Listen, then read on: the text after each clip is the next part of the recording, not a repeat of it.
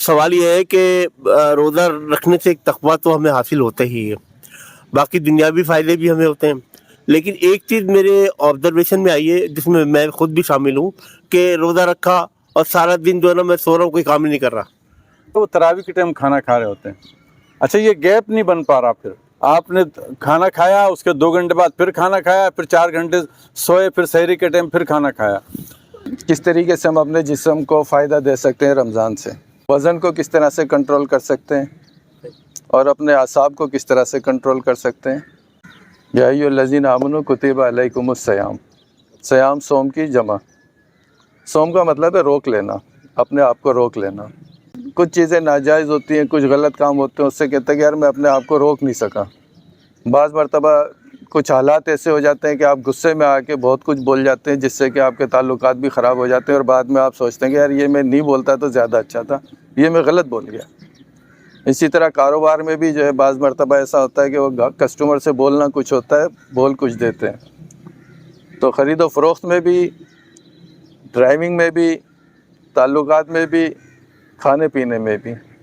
تو یہ ٹریننگ ہے آپ کی کہ آپ کو جو ہے وہ غلط چیزوں سے روکنے کے ایک یہ طریقہ ہے کہ آپ کو ایک جائز جو چیزیں ہیں، کھانا پینا، زوجیت، حق زوجیت کا جو ہے، اس سے بھی آپ اپنے آپ کو روک سکیں.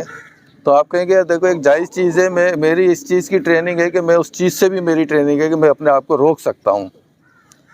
تو جب آپ کے ساتھ کوئی غلط کھانا آ رہا ہو، کوئی غلط غذا آ رہی ہو، تو وہاں پہ بھی آپ اپنے آپ کو روک سکیں، کنٹرول کر سکیں. تو اگر آپ میں روکنے کی طاقت آ گئی تو کافی کچھ آپ حاصل کر لیں گے. بہت زیادہ مرغن کھانا ہے، بڑے اچھے پلاؤ ہے، بڑے قورمے کڑھائی ہیں، آپ اپنے آپ کو نہیں روک سکتے اور یہاں تک کھا لیتے ہیں. یہاں تک کھانے کے بعد جو پھر آ جاتے ہیں میرے پاس، ڈاکٹر کے پاس، کہ یار میں اپنے آپ کو روک نہیں سکا. تو روزے کی حالت میں ہے کہ آپ کو بھوک بھی لگ رہی ہے، پیاس بھی لگ رہی ہے، جو کہ بالکل جائز طیب بات، بالکل پاکیزہ کھانے آپ کی ٹریننگ ہوتی ہے کہ آپ نے اپنے آپ کو اس سے روک لیا. تو اسی طریقے سے اگر آپ اپنے آپ کو افطار کے وقت بھی اور افطار کے بعد بھی تھوڑا روک لیں گے تو آپ کی صحت جو ہے وہ اور مزید بہتر رہے گی.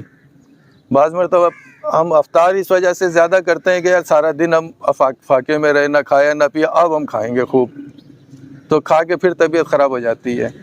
اور سحری میں ہم اس وجہ سے زیادہ کھا لیتے ہیں کہ یار سارا دن ہمیں بھوکا پیاسا رہنا ہے.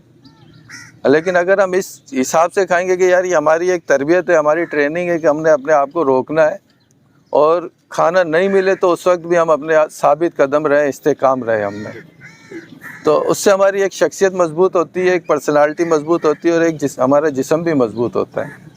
تو سارا دن اگر ہم نہیں کھاتے پیتے ہیں تو اس میں ہمارا کولیسٹرول جو ہے وہ برن آؤٹ ہوتا ہے، ایک ایک سیل کی جو ریپیئرنگ صحیح ہو جاتی ہے.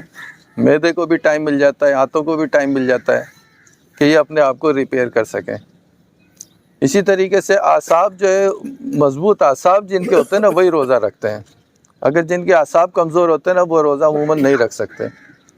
تو میں دیکھتا ہوں کہ اکثر میرے پاس آتے ہیں، بخار ہوتا ہے، 101 102 بخار ہوتا ہے، لیکن ان سے میں پوچھتا ہوں کہ روزہ؟ بولا ہاں روزہ ہے.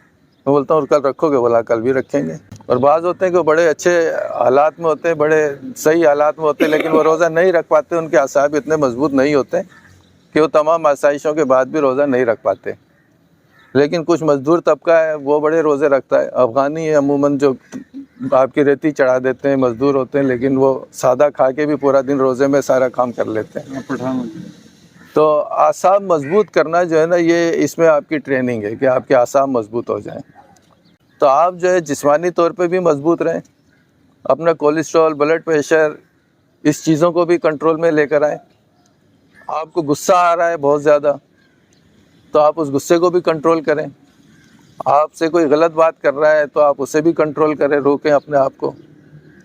آپ ڈرائیونگ کر رہے ہیں، ڈرائیونگ کرنے میں آپ بہت تیز ڈرائیو کر رہے ہیں اور بہت آپ کو جلدی کام ہے، آپ ریڈ لائٹ پہ بھی نہیں رک رہے ہیں، غیر قانونی طریقے سے گاڑی چلا رہے ہیں، تو آپ دوران ڈرائیونگ بھی اپنے آپ کو کنٹرول کرنے کی کوشش کریں. عموماً رمضان میں جو ہے یا ویسے بھی جو ہے کوشش یہ ہوتی ہے ہماری ہر چورنگی پہ کہ پہلے ہم گاڑی گھسا دیں، تو اس طرح سے ہر چورنگی پہ ہم اسٹک کر لیتے ہیں.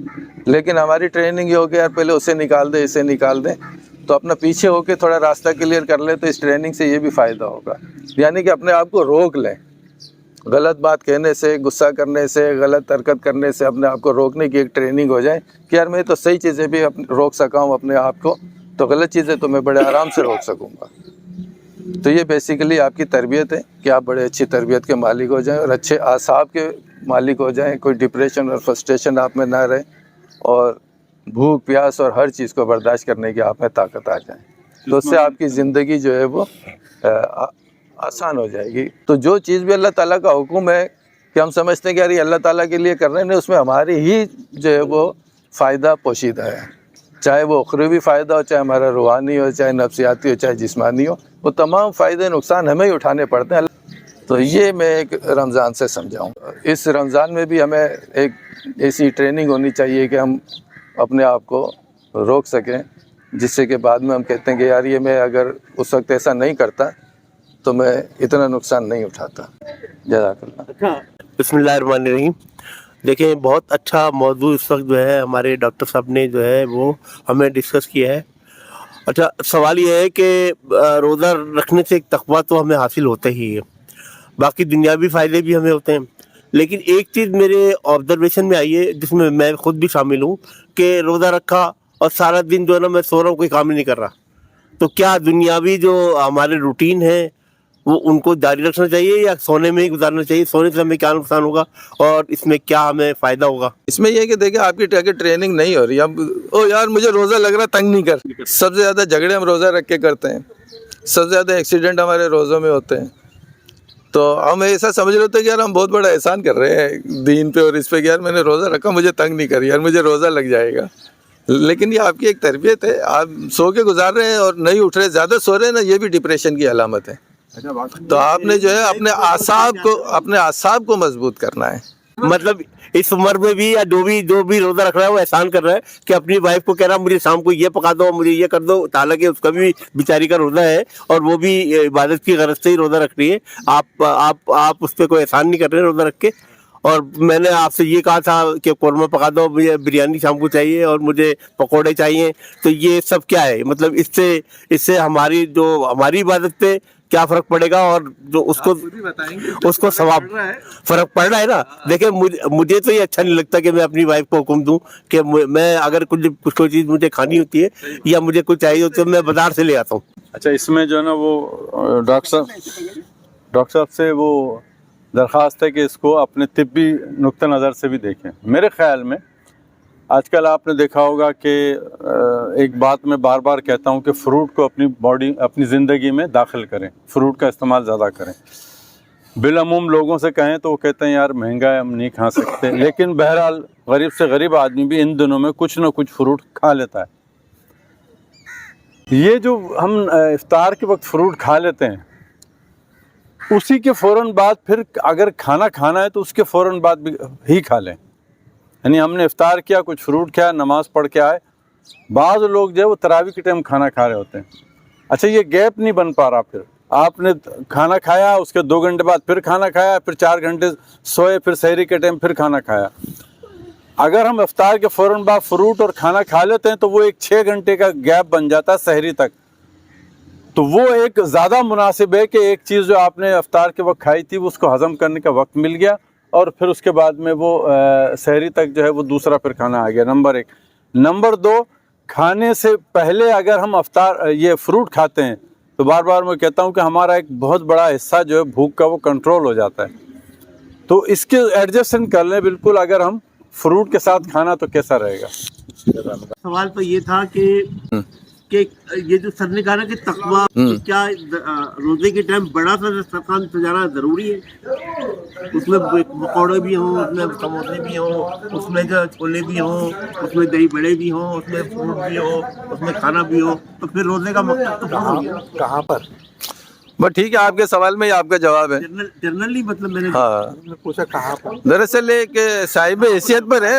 اللہ تعالیٰ نے اگر اللہ تعالیٰ نے نعمتیں دی ہیں تو اس کا استعمال کرنا چاہیے، کفران نعمت بھی نہیں ہونا چاہیے لیکن کنٹرول میں رہنا چاہیے، ہر چیز کنٹرول میں۔ فروٹ کا استعمال اور پانی کا استعمال زیادہ کریں، شربت کا استعمال جو ہے وہ کم سے کم کریں، اپنا شوگر لیول جو ہے وہ زیادہ نہ بڑھائیں۔ اسی طریقے سے شوگر والوں کے لیے میں نے بتایا تھا کہ افطار سے जब अफ्तार करे उस वक्त शुगर चेक कर ले, अफ्तार के 2 घंटे बाद शुगर चेक कर ले, तो देख ले कि मैंने कितना खाया और कितने इंसुलिन और कितनी डोज को लगाना है। इसी तरीके से सहरी से पहले अपना शुगर चेक कर लो और सहरी के 2 घंटे बाद शुगर चेक कर ले कि मैंने कितना खाया है, क्या हिसाब से कंट्रोल करना है। अफ्तार के कितनी देर के बाद मतलब अफ्तार कर रहे उस वक्त कर लीजिए, अफ्तार से पहले आप शुगर टेस्ट कर ली, उसके 2 घंटे बाद, 2 घंटे बाद? और जो भी खाने ना 2 घंटे बाद वो तमाम आपका ग्लूकोज जो है वो खून में आ जाता है, आपको पता चल जाएगा कि कितनी मेरी शुगर है इस वक्त। तो शुगर के बहुत ज़्यादा स्पाइक आते हैं ना, वो भी ख़तरनाक है, कभी 400 पहुंच गई, कभी 100 आ गई, वो रिकॉर्ड हो जाती है और वो डैमेज करती है। क्योंकि नॉर्मल इंसान का जो अल्लाह ताला ने मैकेनिज्म रखा वो ये है कि उसके 139 रहती है खाने के 2 घंटे बाद। जैसे जैसे लास्ट टाइम सर मेरा एक सवाल है, लास्ट टाइम जो है ना जाकिर भाई ने ये कहा था कि रोजा जैसे असर की नमाज पढ़ी और फिर आप एक्सरसाइज करना शुरू करते हैं, क्या ये हिम्मत पे बात है, नहीं? हिम्मत पे बात है। बात पे बात है और सही है, कोई गलत नहीं है। हम हॉकी खेलते थे मतलब उसके बाद जाकिर भाई आप हैं? नहीं, मैं जवाब दे रहा हूँ ये। जाकिर भाई आप हैं? चले जाकिर भाई जवाब